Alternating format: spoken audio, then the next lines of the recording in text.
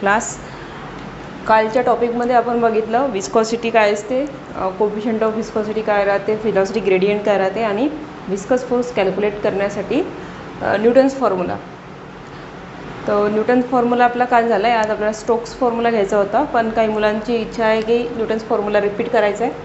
So एकदा Newton's formula repeat करते तुमच्यासाठी. सो विस्कॉसिटी म्हणजे काय, तर it is the fluid friction किंवा it is the friction inside the fluid. लिक्विडच्या लेयर्स किंवा गॅसेसच्या लेयर्स जे आहेत, जे की फ्लुइड राहतात, जे फ्लो होत असतात, त्यांचे ज्या लेयर्स आहेत ते एकमेकांना घासल्या जातात. घासल्या गेल्यामुळे काय होते, ते एकमेकांच्या मोशनला अपोज करतात आणि मोशनला अपोज करणारा फ्लुइडमधला फोर्स म्हणजे विस्कस फोर्स. तर तो कॅल्क्युलेट कसा करायचा, यासाठी दोन फॉर्म्युले आहे. एक आहे फॉर्म्युला गिवन बाय न्यूटन आणि सेकंड इज स्टोक्स लॉ. तर स्टोक्स लॉ आपण नंतर बघूया, पहिले बघूया परत एकदा न्यूटन्स लॉ काय आहे. तर अकॉर्डिंग टू न्यूटन हा जो विस्कस फोर्स आहे म्हणजे फ्लुइडच्या मोशनला अपोज करणारा फ्लुइडचाच फोर्स, फ्लुइडनी स्वतःच्या लेयर्सवर अप्लाय केलेला किंवा सराउंडिंगनी फ्लुइडवर अप्लाय केलेला हा जो फोर्स आहे विस्कस फोर्स, हा कशावर डिपेंड करते. तर according to Newton viscous force is directly proportional to area of the layers. So layers जे आहेत लिक्विडच्या, ते लेयर्स जेवढ्या जाड राहतील इतका त्यांचा एरिया जास्त राहणार, ब्रॉड राहणार, तितका जास्त विस्कस फोर्स.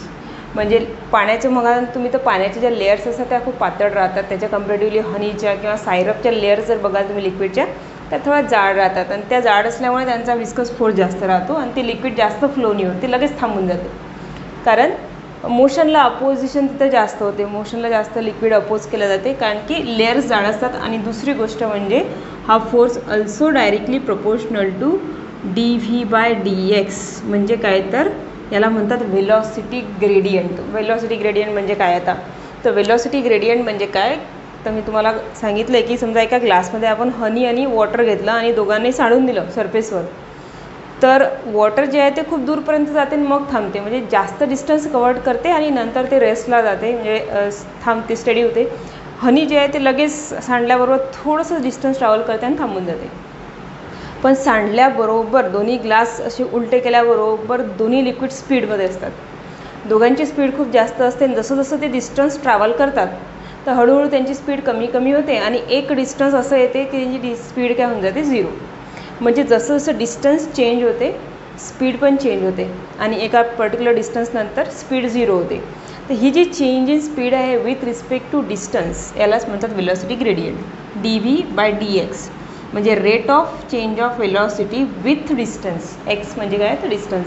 सो डिस्टन्स जसं जसं कवर्ड होते तसं तसं स्पीड जी आहे लिक्विडची ती कमी कमी होते. कमी का होते, कारण की सरफेस लिक्विडच्या लेयर्समध्ये काय करते, फ्रिक्शन अप्लाय करते, विस्कस फोर्स अप्लाय होते, त्या लेयर्सच्या मोशनला अपोजिशन मिळते, अपोजिंग फोर्स मिळतो. तर अपोजिंग फोर्स म्हणजेच काय असतं, friction force. So according to Newton viscous force statement बघा काय आहे न्यूटन्स लॉची. Viscous force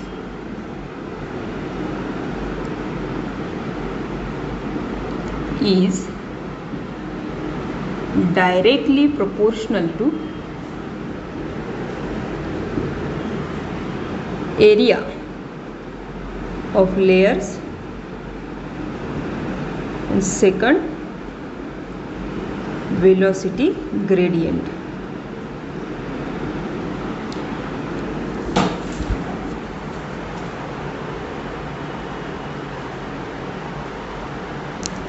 So area represented by A and velocity gradient represented by dv/dx. So formula कसा होणार याचा, फोर्स ऑफ विस्कॉसिटी किंवा viscous force is directly proportional to area. Force of viscosity directly proportional to dv/dx. Hence force of friction is directly proportional to area into dv/dx. मग आता proportionality आहे, मग याला equal करावं लागेल. सो इक्वल करण्यासाठी आपल्याला काय लागेल, इक्वल करायचं आहे तर कॉन्स्टंट लागेल. So Fv is equal to जो कॉन्स्टंट आहे तो असतो नीटा एरिया इंटू dv/dx. काय आहे हा नीटा, वेअर नीटा is the coefficient of viscosity. हा प्रोपोर्शनलिटी कॉन्स्टंट आहे आणि त्याला काय म्हणतात, तर it is the coefficient of viscosity. ठीक आहे. कोएफिशियंट ऑफ विस्कॉसिटी ही प्रत्येक लिक्विडसाठी वेगवेगळी राहते. जे लिक्विड जास्त विस्कस आहे त्यांचा कोएफिशियंट हा जास्त राहतो आणि जे कमी विस्कस आहे त्यांचा कोएफिशियंट कमी राहतो. सो वॉटर आणि हनीच्या कम्पॅरेटिव्हली वॉटरचा कोएफिशियंट कमी राहणार, हनीचा कोएफिशियंट जास्त राहणार. तर त्याला म्हणतात coefficient of viscosity. So coefficient of viscosity is equal to काय होणार, तर इट इज द फॉर्म्युला कसा तयार होणार बघा. नीटा जर पाहिजे आपल्याला तर एरिया आणि dv/dx जे नीटाला मल्टिप्लायला आहेत ते येतील फोर्सला डिवाइडला. So coefficient of viscosity is the force, viscous force per unit area per unit velocity gradient. Okay. हा एक कोएफिशियंट ऑफ विस्कॉसिटीचा फॉर्म्युला आणि याच्यावरनं याचं युनिट काय बनणार. हा तर फोर्स आहे, याचं युनिट तर न्यूटनच राहणार, पण कोएफिशियंट ऑफ विस्कॉसिटीचं युनिट काय बनणार, तर फोर्स असल्यामुळे न्यूटन, खाली एरिया असल्यामुळे मीटर स्क्वेअर, आणि हे जे वेलॉसिटी ग्रेडियंट आहे हे वेलॉसिटी अपॉन डिस्टन्स म्हणजे मीटर पर सेकंद अपॉन डिस्टन्सचा मीटर, मीटर मीटर कॅन्सल, म्हणजे काय होणार हे newton upon metre square 1/सेकंद.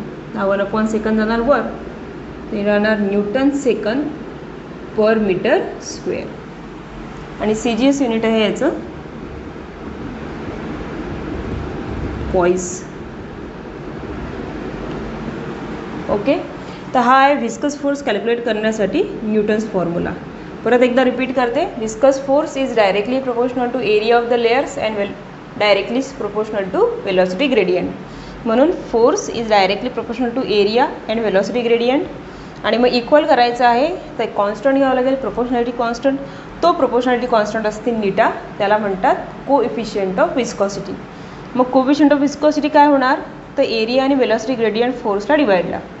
So coefficient of viscosity is the force per unit area per unit velocity gradient. याची definitions व्यवस्थित प्रॉपर स्टेटमेंट वगैरे मी तुम्हाला कालच्या लेक्चरमध्ये लिहून दिलेलं आहे. त्याची स्क्रीनशॉट घ्या किंवा मी फोटोज पाठवले तुम्हाला, ते फोटो पण तुम्ही डाउनलोड करून तुमच्या नोटबुकमध्ये नोट डाऊन करून घ्या. ठीक आहे. आणि राहिला विषय वेलॉसिटी ग्रेडियंटचा. तर वेलॉसिटी ग्रेडियंट म्हणजे काय, तर it is the change in velocity with respect to change in distance. जसं लिक्विडला खाली सांडल्यानंतर, सरफेसवर सांडल्यानंतर लिक्विड जे फ्लो होते तेव्हा सुरुवातीला स्पीड जास्त राहते आणि जसं जसं ते डिस्टन्स कव्हर करते त्याची स्पीड हळूहळू कमी होते. म्हणजे डिस्टन्सनुसार स्पीड कमी होणे या क्वांटिटीला म्हणतात वेलॉसिटी ग्रेडियंट dv/dx. आणि त्याचं युनिट राहते वेलॉसिटी ग्रेडियंटचं dv/dx आहे. म्हणजे काय राहणार, dv म्हणजे मीटर पर सेकंद आणि हे डिस्टन्स आहे म्हणजे मीटर, मीटर मीटर कॅन्सल म्हणजे 1/सेकंद म्हणजे सेकंड इनवर्स. आणि त्यामुळे याचं डायमेन्शन काय राहणार, L0 m0 t-1. ठीक आहे. हे आहे आपलं वेलॉसिटी ग्रेडियंटचं युनिट आणि डायमेन्शन. ओके. चला तर आजचा टॉपिक सुरू करू.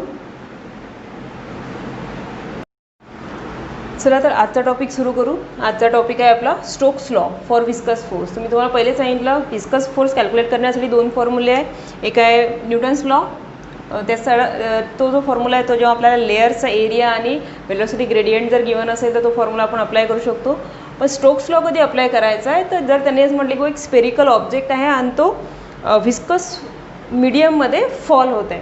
तर एखादा ऑब्जेक्ट जर विस्कस मीडियममध्ये फॉल झाला तर विस्कस लिक्विड काय करते किंवा फ्लुइड काय करते, त्या ऑब्जेक्टला अपोज करते, त्याला लिक्विडमध्ये मोशन नाही करू देत. कसं एखादा बॉल वगैरे किंवा हेवी ऑब्जेक्ट आपण पाण्यामध्ये टाकल्यानंतर पाणी काय करते, त्याच्या मोशनला अपोज करायचा प्रयत्न करते. हे जे पाणी त्याच्या मोशनला अपोज करते आहे, हे पाणी म्हणजे काय, तर पाण्याचा विस्कस फोर्स आहे. तर तो विस्कस फोर्स कसा कॅल्क्युलेट करायचा, तर एखादा ऑब्जेक्ट जर विस्कस मीडियममध्ये फॉल होत असेल तर त्याच्यावर अप्लाय होणारा विस्कस फोर्स आपल्याला कॅल्क्युलेट करायचा आहे. तो फॉर्म्युला आपल्याला कोणी दिलेला आहे, स्टोक्सनी. तर आता बघूया अकॉर्डिंग टू स्टोक्स विस्कस फोर्सचा फॉर्म्युला काय आहे. So according to Stokes viscous force is directly proportional to, हा तीन गोष्टींवर प्रोपोर्शनल आहे. डायरेक्टली प्रोपोर्शनल टू जो स्पेरिकल ऑब्जेक्ट आहे त्याची रेडियस,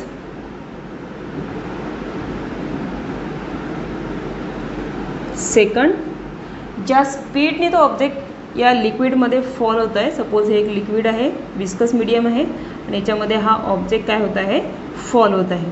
ठीक आहे. त्या फॉल का होणार आहे, कारण की याचं वेट राहणार डाऊनवर्ड, ग्रॅव्हिटेशनल फोर्स त्याला खाली उडेल, पण लिक्विड त्याला खाली येऊ नाही देणार, म्हणजे मोशनला काय करेल, अपोज. मोशनला अपोज करणारा फोर्स म्हणजे विस्कस फोर्स. ठीक आहे. तर हा जो विस्कस फोर्स आहे directly proportional to radius of the sphere. Second किती स्पीडने तो खाली फॉल होत आहे, velocity of sphere in fluid. आणि थर्ड आपलं जे लिक्विड आहे त्याची coefficient of viscosity.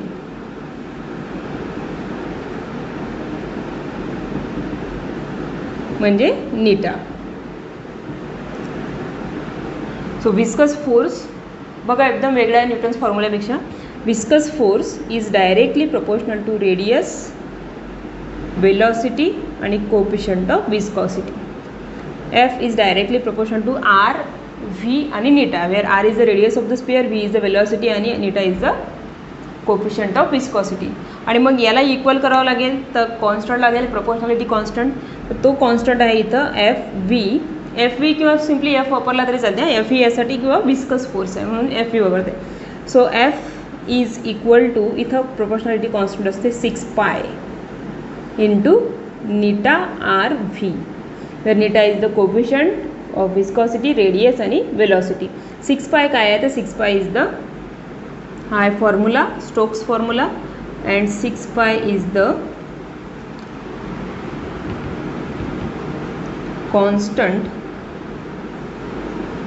Of proportionality. So statement काय होणार स्टोक्स लॉची. हा स्टोक्स लॉ तेव्हाच अप्लाय होतो जेव्हा एखादा स्पेरिकल ऑब्जेक्ट विस्कस मीडियममध्ये फॉल होते. स्पेरिकल ऑब्जेक्ट जर विस्कस मीडियममध्ये फॉल होत असेल तर अशा वेळेस त्या स्पेरिकल ऑब्जेक्टवर जो विस्कस फोर्स अप्लाय होतो तो directly proportional to radius of the sphere, velocity of the sphere in fluid and coefficient of viscosity. या तिघांपैकी कोणीही जास्त असेल तर विस्कस फोर्स जास्त, या तिघांपैकी काही कमी झालं तर विस्कस फोर्स कमी. सो विस्कस फोर्स जर इन्क्रीज करायचा असेल तर आपल्याला जास्त स्पीडनी बॉल थ्रो करावा लागेल. रेडियस जेवढी मोठी घेसाल स्पियरची तितका विस्कस फोर्स जास्त. आणि लिक्विड जे आहे ते जितकं जास्त तुम्ही विस्कस लिक्विड घ्याल, पाणी आहे, हनी आहे, सायरप आहे, ग्लिसरीन आहे, तुम्ही यामध्ये जे जास्त विस्कस असेल त्याच्यामध्ये हा फोर्स जास्त बघायला मिळेल आणि जे कमी विस्कस आहे त्याच्यामध्ये कमी बघायला मिळेल. म्हणजे हा फोर्स कशावर डिपेंड करते, लिक्विडच्या विस्कॉसिटीवर. So force is directly proportional to R, V आणि नीटा. आणि इक्वल पाहिजे असेल, फॉर्म्युला पाहिजे असेल तर viscous force is equal to 6 pi into Neeta R V. तर हा आहे स्टोक्स फॉर्म्युला. युनिट परत फोर्स असल्यामुळे न्यूटन राहणार आहे आणि याच्यावरनं पण आपण कोएफिशियंट ऑफ विस्कॉसिटीचा फॉर्म्युला कॅल्क्युलेट करू शकतो, तयार करू शकतो. ठीक आहे. तर हा आहे स्टोक्स लॉ. आणि याच्यानंतरचा जो टॉपिक आहे तो आहे आपला टर्मिनल वेलॉसिटी, जो की इम्पॉर्टंट टॉपिक आहे आणि त्याचं आपल्याला एक्सप्रेशन येते, derive expression for terminal velocity. Actually ही जी वेलॉसिटी आहे, ज्या वेलॉसिटीने ऑब्जेक्ट फॉल होतो लिक्विडमध्ये, म्हणजे लिक्विडमध्ये फॉल झाल्याबरोबर स्पीड खूप जास्त असते आणि ती खाली येता येता इन्क्रीज होत राहते. पण एक टाईम असा येते की ही जी इन्क्रीजिंग स्पीड आहे ती स्टेडी बनते, शांत होते, तो ऑब्जेक्ट स्पियर जो आहे तो शांत होते आणि एक कॉन्स्टंट स्पीडनी मग तो नंतर फॉल होते खाली. तर सुरुवातीला ती व्हेलॉसिटी व्हेरिएबल असते, चेंज होत असते, कंटिन्यू इन्क्रीज होत असते, कारण की ग्रॅव्हिटेशनल फोर्स त्याला खाली ओढत असतो. आणि अपथ्रस्ट फोर्स म्हणजे लिक्विडचा जो फोर्स असते, कुठलेही लिक्विड असो, लिक्विडमध्ये एखादा ऑब्जेक्ट टाकल्यानंतर लिक्विड त्या ऑब्जेक्टला बाहेर फेकायचा प्रयत्न करत असते. आपण पण जेव्हा स्विमिंग पूलमध्ये जम्प करतो तेव्हा पाणी आपल्याला बाहेर फेकायचा प्रयत्न करत असते. तर ही जी लिक्विडची टेंडन्सी आहे की ऑब्जेक्टला लिक्विडच्या बाहेर फेकणे, म्हणजे अपवर्ड डायरेक्शनमध्ये फोर्स अप्लाय करणे, याला बियॉन्ड फोर्स किंवा अपथ्रस्ट फोर्स असं म्हणतात. तो लिक्विडचा फोर्स आहे आणि कुठलेही लिक्विड ऑब्जेक्टला लिक्विडमधनं बाहेर फेकायचा प्रयत्न करत असते, अपवर्ड डायरेक्शनमध्ये फोर्स अप्लाय करत असते. तो एक लिक्विडचा फोर्स, अपथ्रस्ट फोर्स. आणि दुसरा लेयर्स जे आहेत त्या लेयर्स पण या ऑब्जेक्टच्या मोशनला काय करते, अपोज, तो म्हणजे विस्कस फोर्स. हे दोन्ही फोर्स ऑब्जेक्टला खाली येण्यासाठी अपोज करतात, म्हणजे वर्क फोर्स अप्लाय करतात आणि ग्रॅव्हिटेशनल फोर्स त्याला खाली ओढत असते. सो ग्रॅव्हिटेशनल फोर्स स्ट्रॉंग असल्यामुळे, जास्त असल्यामुळे तो ऑब्जेक्ट अपथ्रस्ट आणि व्हिस्कस फोर्सच्या अगेन्स्टमध्ये जाऊन डाऊनवर्ड मोशन करत असतो. पण एक टाईम असा येते की अपथ्रस्ट आणि व्हिस्कस फोर्स जे अपवर्डमध्ये अप्लाय होत आहेत या ऑब्जेक्टवर, अपथ्रस्ट फोर्स आणि व्हिस्कस फोर्स हे दोन्ही फोर्स अपवर्ड डायरेक्शनमध्ये आणि mg म्हणजे ग्रॅव्हिटेशनल फोर्स याला काय होत असतो खाली, हे एकमेकांसोबत कॅन्सलेशन करत असतात. आणि एक टाईम असा येते की जसं जसं ऑब्जेक्ट खाली खाली जातो त्याची स्पीड वाढत जाते. स्पीड वाढल्यामुळे व्ही इन्क्रीज झाल्यामुळे व्हिस्कस फोर्स इन्क्रीज होतो, कारण की viscous force directly proportional to velocity. जशी जशी स्पीड वाढत जाते व्हिस्कस फोर्स वाढत जाते. समजा mg जे आहे ते आहे 20 न्यूटन आणि अपथ्रस्ट फोर्स आहे 10 न्यूटन आणि व्हिस्कस फोर्स इनिशियली आहे 7 न्यूटन. मग ऑब्जेक्ट खाली येतो कारण की वरचा फोर्स झाला 17, खालचा 20 आहे, तर डाऊनवर्ड फोर्स जास्त असल्यामुळे ऑब्जेक्ट डाऊनवर्ड मोशन करते. पण जसं जसं जो डाऊनवर्ड मोशन करत असतो त्याची व्हेलॉसिटी वाढत जाते आणि व्हेलॉसिटी वाढल्यामुळे काय होते, इनडायरेक्टली व्हिस्कस फोर्स पण वाढते आणि व्हिस्कस फोर्सची व्हॅल्यू 7 to 8 होते, 9 होते आणि 10 होते. आणि एक टाईम असा येते की याची पण व्हेलॉसिटी, याचाही फोर्स आहे तो 10 आणि अपथ्रस्ट फोर्स 10 + 20 आणि डाऊनवर्ड पण किती आहे 20. तर एक टाईम असा आहे याच्या मोशनमध्ये की दोन्ही डाऊनवर्ड आणि अपवर्ड दोन्ही फोर्स इक्वल होतात. तर टोटल फोर्स किती, तर अपवर्डला 20 + 20, डाऊनवर्डला 20 -20 +- टोटल फोर्स होऊन जाते 0. फोर्स 0 झाला म्हणजे काय होते, ऑब्जेक्ट इक्विलिब्रियममध्ये जाते. फोर्स 0 झाला म्हणजे ॲक्सेलरेशन 0, कारण की F = ma. फोर्स जर 0 तर ॲक्सेलरेशन 0. ॲक्सेलरेशन 0 म्हणजे काय, ॲक्सेलरेशन काय असते, rate of change of velocity. Acceleration 0 येत आहे म्हणजे rate of change of velocity 0, म्हणजेच काय, चेंज इन वेलॉसिटी 0, म्हणजे चेंज नाही होत वेलॉसिटी, म्हणजे वेलॉसिटी काय राहते, कॉन्स्टंट. एक फिक्स वेलॉसिटी या ऑब्जेक्टला मिळते आणि त्या एका फिक्स वेलॉसिटी मग तो ऑब्जेक्ट मोशन करते. ती फिक्स वेलॉसिटी जी आहे, कॉन्स्टंट स्पीड जी आहे, जी ऑब्जेक्टला नंतर मिळते, थोड्या वेळानंतर सगळे फोर्स कॅन्सलेशन झाल्यानंतर, थोड्या वेळाने ऑब्जेक्ट पाण्यात पडल्यावर, कुठल्याही फ्लुइडमध्ये पडल्यानंतर थोड्या वेळाने त्याला एक कॉन्स्टंट स्पीड भेटे आणि कॉन्स्टंट स्पीडनी तो फॉल होत असतो. ती स्पीड म्हणजे काय असते, टर्मिनल वेलॉसिटी. ती टर्मिनल वेलॉसिटी आपल्याला कॅल्क्युलेट करायची आहे. ठीक आहे, त्यासाठी आपल्याला स्टोक्स फॉर्म्युला लागणार आहे. त्यावेळेस हा फॉर्म्युला घ्यायचा 6π × ηrv. ठीक आहे, तर बघूया आता what is terminal velocity. Stokes formula एवढाच आहे, viscous force is directly proportional to radius, velocity and coefficient of viscosity. आणि कॉन्स्टंट ऑफ प्रोपोर्शनॅलिटी आहे 6π, युनिट न्यूटन आणि डायमेन्शन L1 M1 T-2. ठीक आहे, याचाही फोटो मी तुमच्यासाठी काढून ठेवलेला आहे, नोट्स तयार आहे. आता बघूया आपण what is terminal velocity using Stokes law. चला तर बघूया काय आहे terminal velocity. So terminal velocity म्हणजे काय की जेव्हा एखादा स्पेरिकल ऑब्जेक्ट हा फ्लुइडमध्ये, व्हिस्कस फ्लुइडमध्ये फॉल होते, तर फॉल झाल्याबरोबर त्याच्यावर 3 प्रकारचे फोर्स अप्लाय होत असतात. सगळ्यात पहिला फोर्स म्हणजे डाऊनवर्ड फोर्स, जे की त्या ऑब्जेक्टचं वेट आहे ते त्याला खाली ओढत असते. आणि दुसरा फोर्स म्हणजे अपथ्रस्ट किंवा बियॉन्ड फोर्स, जो लिक्विडची प्रॉपर्टी आहे की लिक्विड कुठल्याही ऑब्जेक्टला बाहेर फेकायचा म्हणजे तो डाऊनवर्ड मोशन करत असेल तर त्याला अपवर्ड डायरेक्शनमध्ये फोर्स अप्लाय करत असते, तो आहे अपथ्रस्ट किंवा बियॉन्ड फोर्स. आणि दुसरा फोर्स म्हणजे लिक्विडच्या ज्या लेयर्स आहेत त्या लेयर्स व्हिस्कस फ्लुइड असल्यामुळे त्या ऑब्जेक्टच्या मोशनला काय करतात, अपोज करतात. सो सेकंड अपवर्ड फोर्स म्हणजे कोणता, तर व्हिस्कस फोर्स. तो ऑब्जेक्ट फॉल होत आहे म्हणजे डाऊनवर्ड मोशन आहे, तर मोशनला अपोज करणारा फोर्स म्हणजे व्हिस्कस फोर्स. तर व्हिस्कस फोर्स कसा अप्लाय होणार आहे, अपवर्ड. आणि अपथ्रस्ट फोर्स हा आहे लिक्विडचं प्रेशर थ्रस्ट अप म्हणजे अपवर्ड डायरेक्शनमध्ये ऑब्जेक्टला लिक्विड फोर्स अप्लाय करत असते, तो अपथ्रस्ट फोर्स लिक्विडचा. आणि एकच फोर्स डाऊनवर्डमध्ये. तर इकडे बघा, जसं वेट जे आहे ते वेट डाऊनवर्ड आहे आणि ऑब्जेक्ट हा फॉलच होत आहे, म्हणजे समजून जायचं की सध्या तरी वेट जास्त आहे आणि या दोघांची टोटल काय आहे, कमी आहे. त्यामुळे ऑब्जेक्ट खाली खाली येत आहे आणि तो मोशन करतो आहे, म्हणजे त्याच्याकडे वेलॉसिटी आहे आणि ग्रॅव्हिटेशनल फोर्समुळे त्याला ॲक्सेलरेशन आहे. त्यामुळे काय होतं आहे, त्याची स्पीड जी आहे ती खाली येता हळूहळू इन्क्रीज होत राहते. त्याची स्पीड कंटिन्यू इन्क्रीज होत राहते. आणि ती स्पीड इन्क्रीज झाल्यामुळे काय होते, इनिशियली सपोज डाऊनवर्ड फोर्स जसं मी पहिले तुम्हाला समजून सांगितलं 20 न्यूटन आहे आणि अपथ्रस्ट फोर्स आहे 10 न्यूटन आणि हा फोर्स आहे 7 न्यूटन.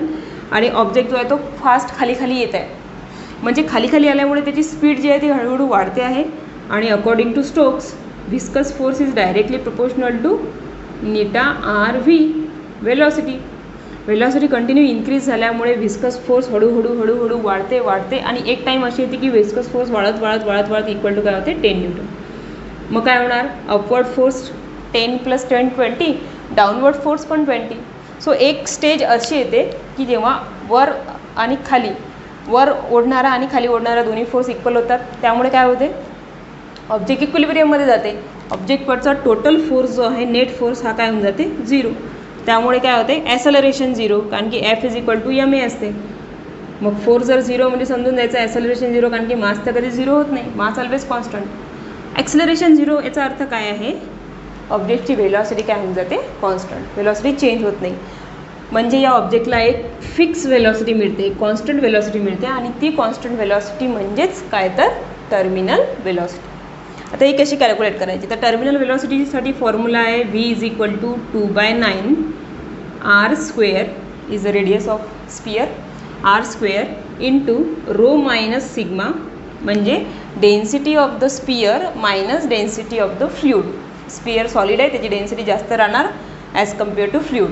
सो रो आहे डेन्सिटी ऑफ स्पियर आणि सिग्मा आहे density of the fluid, multiply by gravity divided by coefficient of viscosity. Liquid viscous आहे त्यामुळे कोएफिशियंट ऑफ विस्कॉसिटी डिवाइड आहे.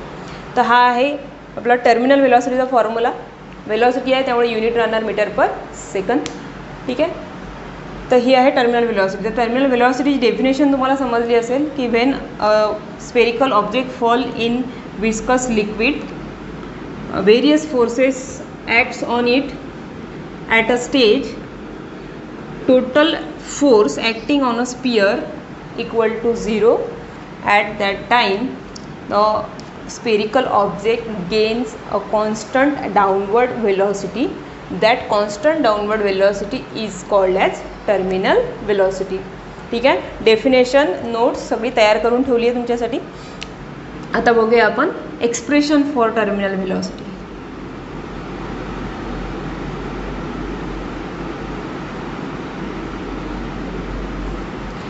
तर बघा, मी तुम्हाला पहिलेही सांगितलं की जेव्हा एखादा ऑब्जेक्ट लिक्विडमध्ये फॉल होते तेव्हा त्याच्यावर डाऊनवर्डमध्ये वेट अप्लाय होत असते आणि अपवर्ड डायरेक्शनमध्ये अपथ्रस्ट फोर्स आणि विस्कस फोर्स. पण टर्मिनल वेलॉसिटी कधी भेटते त्याला, जेव्हा हे सगळे फोर्स एकमेकांना काय करतात, बॅलन्स म्हणजे इक्वल होतात. Downward force is equal to upward force. त्यामुळे आपल्याला हे तिन्ही फोर्स पहिले कॅल्क्युलेट करून घ्यावे लागतील. काय येणार, अपथ्रस्ट फोर्सचा फॉर्म्युला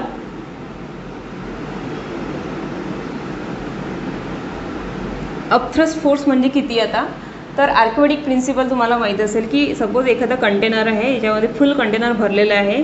एखाद्या प्लेटमध्ये एक कंटेनर आहे जे फुल लिक्विडनी भरलेलं आहे आणि या कंटेनरमध्ये जर आपण एखादा बॉल वगैरे काहीतरी टाकलं, हा स्पियर टाकला, तर हा स्पियर जसा सॉलिड आहे तर हा आतमध्ये जाणार पाण्यामध्ये. पण हे फुल भरलेलं भांडं जे आहे याच्यातलं स्पियरने जी जागा घेतली आहे ते पाणी कुठं जाणार, तर ते पाणी बाहेर पडेल. बरोबर आहे. तर बाहेर किती पाणी पडते, तर बाहेर तेवढंच पाणी पडते जेवढं या स्पियरचा व्हॉल्यूम आहे. बाहेरच्या पाण्याचा व्हॉल्यूम आणि या स्पियरचा व्हॉल्यूम काय राहते, same. Volume of sphere is equal to volume of water displace. तर ही गोष्ट पक्की लक्षात ठेवायची की एखादा ऑब्जेक्ट पाण्यात टाकल्यानंतर पाणी जे डिस्प्लेस होते, स्वतःची जागा जे चेंज करते, ते लिक्विड किती असते, तर जेवढा या ऑब्जेक्टचा व्हॉल्यूम असते तेवढा, दोघांचा व्हॉल्यूम सेम राहते. आणि त्यानंतर आता हा ऑब्जेक्ट पाण्यात गेला आहे म्हणजे पाणी त्याला बाहेर फेकायचा प्रयत्न करेल, या ऑब्जेक्टला अपथ्रस्ट फोर्स अप्लाय करेल. तर तो अपथ्रस्ट फोर्स किती असते, तर तो अपथ्रस्ट फोर्स इक्वल टू असते हे बाहेर पडलेल्या लिक्विडचं वेट. अपथ्रस्ट फोर्स जो आहे हा अपथ्रस्ट फोर्स इक्वल टू काय असते, वेट ऑफ लिक्विड डिस्प्लेस. ठीक आहे. लिक्विडनी या बॉलवर किती वरच्या बाजूनं फोर्स अप्लाय केला असेल, अपथ्रस्ट फोर्स किती अप्लाय केला असेल, सगळ्या बाजून तो अप्लाय होत असतो आणि तो लिक्विड त्या ऑब्जेक्टला बाहेर टाकायचा प्रयत्न करत असते. तो फोर्स कसा कॅल्क्युलेट करायचा, तर तो इक्वल टू असते बाहेर पडलेल्या लिक्विडचं वेट. ठीक आहे. So upthrust force is equal to काय असते, तर वेट ऑफ लिक्विड डिस्प्लेस. आता ते कसं काढायचं, तर वेट म्हणजे काय, मास इंटू ग्रॅव्हिटी. पण मास कोणाचं, लिक्विडचं. कोणतं लिक्विड? जे बाहेर पडलेलं आहे किंवा जे डिस्प्लेस झालेलं आहे ते.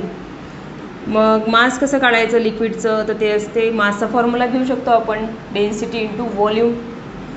सो डेन्सिटी काय घ्यायची लिक्विडची आपल्याला? Sigma into volume into gravity. आता बाहेर पडलेल्या लिक्विडचं व्हॉल्यूम कसा काढायचं? तर मी तुम्हाला सांगितलं की लिक्विडचा व्हॉल्यूम हा किती असतो? Volume of the sphere. जेवढा बॉल आतमध्ये गेला तेवढंच पाणी बाहेर पडते. म्हणून आपण इथं व्हॉल्यूम कोणाचा घेणार आहे? स्पियरचा. जरी हे लिक्विडचं आहे तरी व्हॉल्यूम स्पियरचा. इथं कन्फ्यूज नका होऊ. Sigma is equal to 4/3 pi R cube into G. ठीक आहे, हा झाला आपला अपथ्रस्ट फोर्स. त्याच्यानंतर सेकंड फोर्स आहे विस्कस फोर्स FV. तो according to Stokes object fall होत आहे विस्कस फ्लुइडमध्ये, तर स्टोक्स फॉर्म्युला घ्यायला लागेल आपल्याला 6 पाय इंटू नीटा RV. आणि तिसरा फॉर्म्युला म्हणजे डाऊनवर्ड फोर्स, जो की आहे स्पियरचं वेट.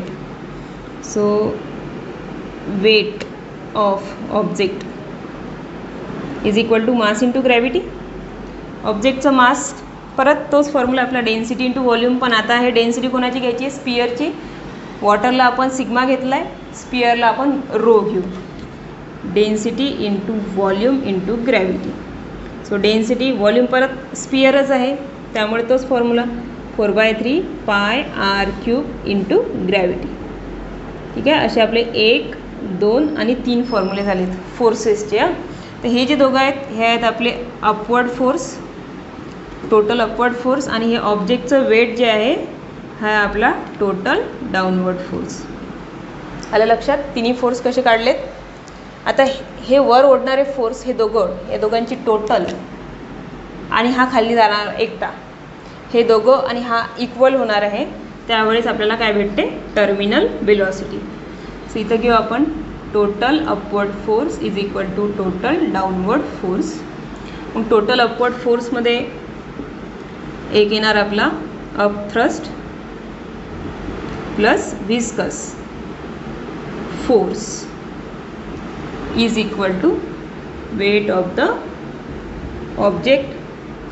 मग या फोर्सेसची व्हॅल्यू टाका. अपथ्रस्ट फोर्सचा फॉर्म्युला आहे 4/3 pi R cube into sigma into gravity plus viscous force तो आहे 6 pi eta RV is equal to, हा V कॅल्क्युलेट करायचा आपल्याला, इज इक्वल टू ऑब्जेक्टचं वेट ते आहे 4/3 pi R cube rho into G. ठीक आहे, 4/3 pi R cube rho into G. Okay, बघा आता काय कॅन्सल होते का? तर सगळीकडे पाय आहे. सो पाय पाय आणि पाय कॅन्सल. या दोघांकडे पाय आहे, तो पाय कॉमन येणार आणि हा पाय पाय पाय कॅन्सल झाले. आपल्याला V काढायचं आहे, तर ही जी क्वांटिटी आहे ही क्वांटिटी आपण तिकडे पाठवून देऊ. ती प्लसमध्ये आहे, तिकडे गेल्यानंतर काय होऊन जाणार? मायनस. तर इथं येणार 6 eta RV is equal to 4/3 R cube rho G minus 4/3 R cube sigma G. Common काय काय येते? 4/3 आर क्यूब आणि जी. 4/3 आर क्यूब जी ब्रॅकेटमध्ये कोण राहणार? इथे राहणार रो आणि इकडे राहणार सिग्मा. म्हणजे काय आहे? Difference between the densities. पहिली आहे स्पियरची आणि दुसरी आहे फ्लुइडची. स्पियरची नेहमी जास्त असते, फ्लुइडची कमी असते. सॉलिडची जास्त, लिक्विडची कमी. तर तसं आलं पाहिजे तुमचं पण. इकडे 6 नीटा RV. तर आता काय राहिलं? फक्त V पाहिजे. तर हे 6 नीटा आणि R हे इकडे डिवाइडला जातील. So terminal velocity is equal to 4/3 into R cube G rho minus sigma upon 6 eta आणि R. हा R आणि क्यूबपैकी एक R कॅन्सल. आणि इथं बघा आपण 2 लेस करू शकतो याला. 2 2 जा 4, 2 3 जा 6. So finally terminal velocity is equal to 2 आणि हे 3 3 जा 9 म्हणजे 2/9 इंटू वरती पा काय राहिलं आहे? R² into gravity in bracket rho minus sigma आणि खाली फक्त काय राहिलेलं आहे? Eta. So this is the formula for terminal velocity of the sphere freely fall in the viscous fluid असा फॉर्म्युला आहे. तर तुम्हाला इथं हे अपथ्रस्ट फोर्स कसा कॅल्क्युलेट केला याच्याकडे थोडं व्यवस्थित लक्ष द्या. विस्कस फोर्सचं अकॉर्डिंग टू स्ट्रोक्स घेतला आहे आपण.